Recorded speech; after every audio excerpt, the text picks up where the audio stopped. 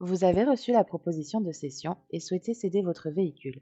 Voici comment procéder. En premier lieu, il y a quelques règles à respecter pour la réalisation de votre dossier. Il est impératif de ne jamais imprimer en recto verso. Chaque document doit être imprimé seul. Ne jamais cocher la case céder pour destruction. Tous les documents doivent indiquer la même date et heure ainsi que le même lieu de signature. Il ne doit y avoir aucune rature, surcharge d'encre ou correcteur sur les documents. Tous les documents doivent faire mention des noms et signatures du ou des titulaires, ainsi que du tampon de votre entreprise si vous êtes un professionnel. Dans le cas où ces impératifs ne seraient pas respectés, votre dossier ne saurait être accepté et les délais de traitement s'en verraient rallongés. Voici à présent la marche à suivre pour constituer votre dossier.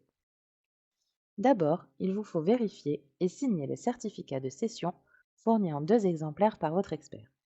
Ce document sera pré-rempli. Vous devrez alors vérifier que toutes les informations sont strictement identiques à celles de votre carte grise, telles que l'adresse, le nom de tous les titulaires si vous êtes plusieurs, etc.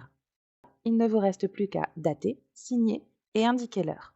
Encore une fois, n'oubliez pas que toutes ces informations doivent être identiques sur tous les documents. Attention, s'il y a plusieurs propriétaires, il est obligatoire que tous signent le document. Si vous êtes un professionnel, vous devrez apposer le tampon de votre entreprise à côté de la signature. Attention, il est important de ne jamais cocher la case céder pour destruction. Vous devez donc signer et horodater les 2 exemplaires de manière strictement identique, sans erreur ni rature. Autre document à vérifier et signer, la déclaration d'achat pour la partie certificat de vente, à condition qu'elle vous soit demandée par votre assurance et donc envoyée par votre cabinet d'expertise. À nouveau, ce document sera pré-rempli. Il ne vous restera donc plus qu'à vérifier les informations qui doivent être identiques à celles sur la carte grise, dater, indiquer le lieu et signer. Ces informations doivent être strictement les mêmes que sur le certificat de cession. N'oubliez pas, si vous êtes plusieurs propriétaires, tous doivent apposer leur signature et si vous êtes une entreprise, il vous faudra tamponner et signer. Vous devrez également remettre votre carte grise à l'expert.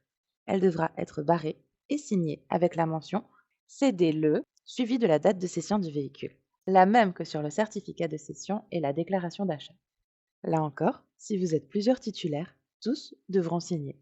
Et si vous êtes une entreprise, vous devrez en plus y apposer le tampon de votre société. En résumé, voici tout ce que vous devrez remettre ou envoyer à votre cabinet d'expertise.